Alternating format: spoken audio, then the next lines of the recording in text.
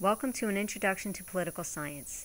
This lecture will attempt to provide an explanation why this field is important, an introduction to the many fields and subfields of political science, an exploration to how this discipline evolved over the millenniums, a discussion of the current state of politics, and questions experts in this field are asking and the key resources available for further examination of this field.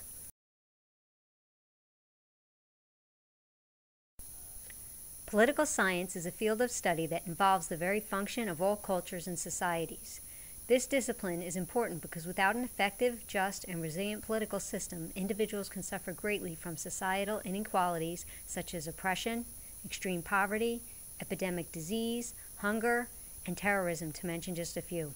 Here in the U.S., with a more stabilized political system, our lives are more protected from these horrors, but there are citizens of underdeveloped systems around the world that have already or may yet face these atrocities in their lifetime. Political science primarily includes the study of government, political processes, public policy, political systems, and political behavior at home and abroad. Political theory deals with the system of ideas intended to explain what politics is and how it originated. Political philosophy deals with topics like justice, rights, liberty, and law. Political ideology is a belief system that explains a preferred economic and government order or format for its society. Political economy is the study of the interrelationship between economy and governance. This is a prevalent topic in today's society, specifically relating to the foreclosure crisis. How responsible should the government be for the economy? Is it working? And does the involvement meet our capitalistic goals? Which brings us to policy studies and analysis. This subfield strives to answer questions like I just asked. Comparative politics is the study and comparison of the world's political systems. International relations is the study of the relationship between countries. Laws and courts relates to the system of rules that a country or community recognizes as regulating the actions of its members. Conflict process is the study of any and all forms of political conflict, both within a nation and between countries.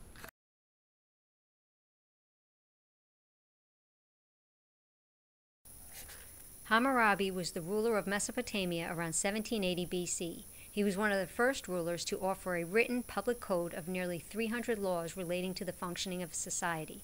These laws dealt with issues relating to marriage, divorce, property, business, taxes, loans, wages, and even military service.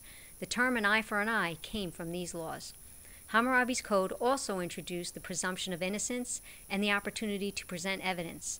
Although Hammurabi's contribution to political science may appear to be only in the judicial realm, the fact that he offered such an extensive set of laws, including the rights to citizens to be heard and defend themselves, is our first glimpse into a primitive political system that paved the way for citizens to challenge the law itself.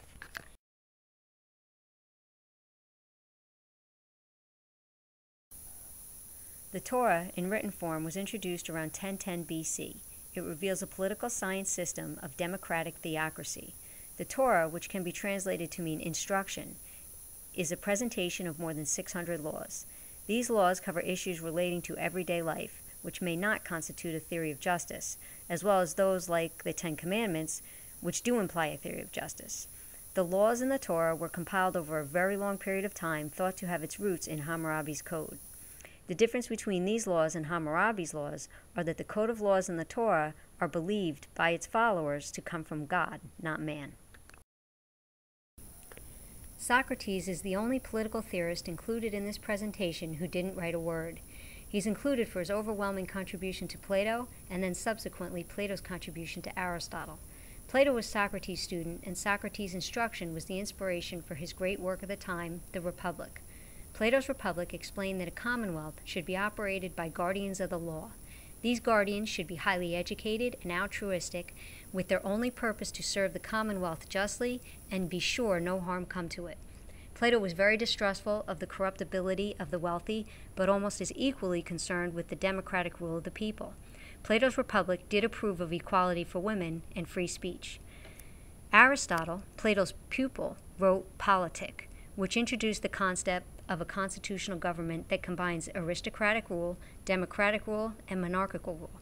Aristotle explains only the landowners were able to be citizens of a nation and participate in a democracy.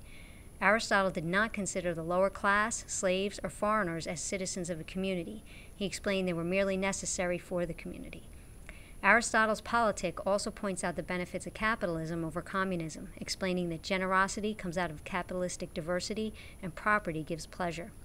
The most revolutionary political thought to arise from this time comes out of Plato's Republic, where he offers the instruction that political and social issues can be clarified by argument or debate rather than force or dogma.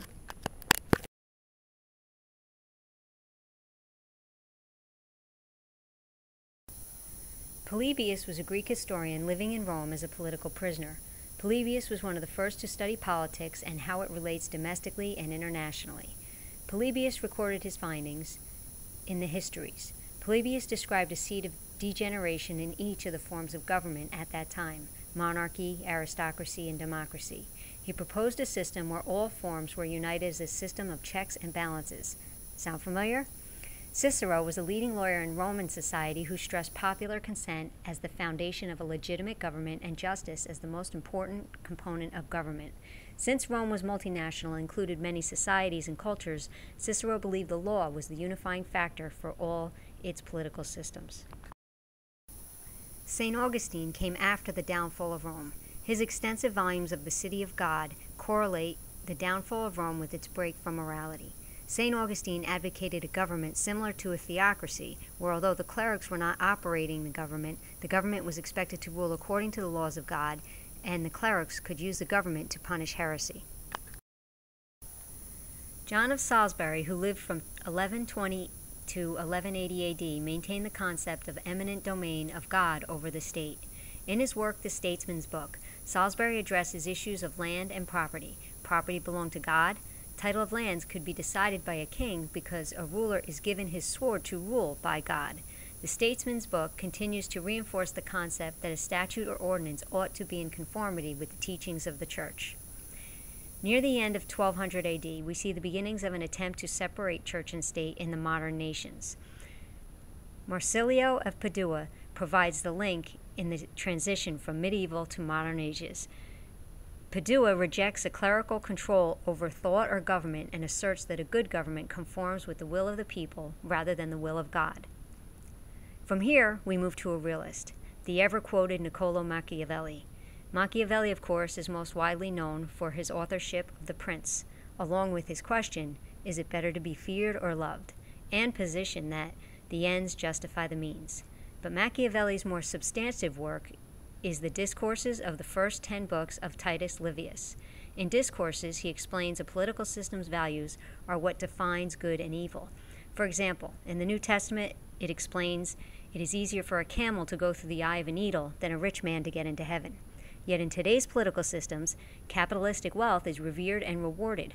Most of the dominant modern political systems declare the quest for wealth, or greed, is good rather than evil.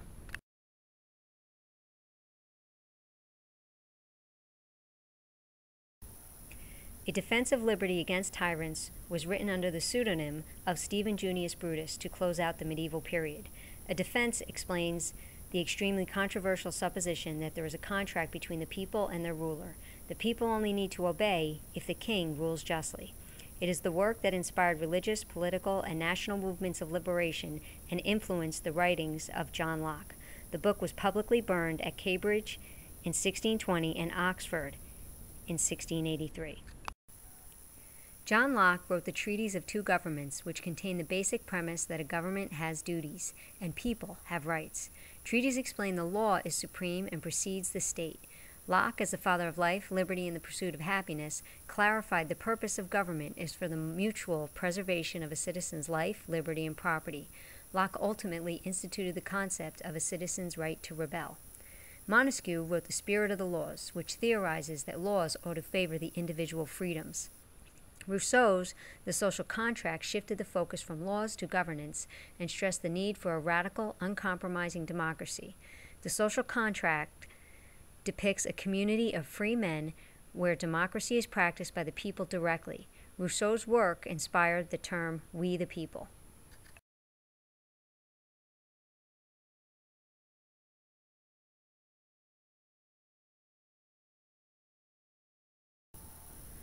All of the above served as bibliographic resources in the writing of the Declaration of Independence and the U.S. Constitution. Last to mention in this brief walk through time is the Communist Manifesto, written by Karl Marx and Friedrich Engels.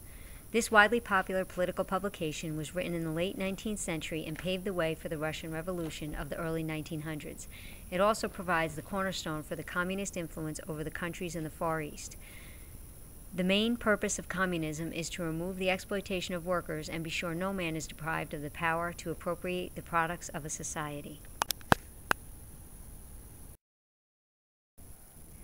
Modern political questions include: should healthcare be universal and government supported? Should Social Security be privatized? Does the Institute of Marriage apply to all U.S. citizens? How do we resolve the national debt? How do we help Americans save their homes? Should suspected foreign terrorists be afforded the same civil rights as American citizens? Modern global issues bring forth questions on how to resolve the worldwide economic crisis, political unrest in the Middle East, the threat of nuclear proliferation, multinational corporate influence over governmental policies, the environmental crisis, the threat of genocide in unstable regions. All in all, politics can touch the lives of billions of individuals around the world. Staying informed on local, national, and worldwide events and understanding how these events can be changed affects the world around us and is the best way to play an active role in society.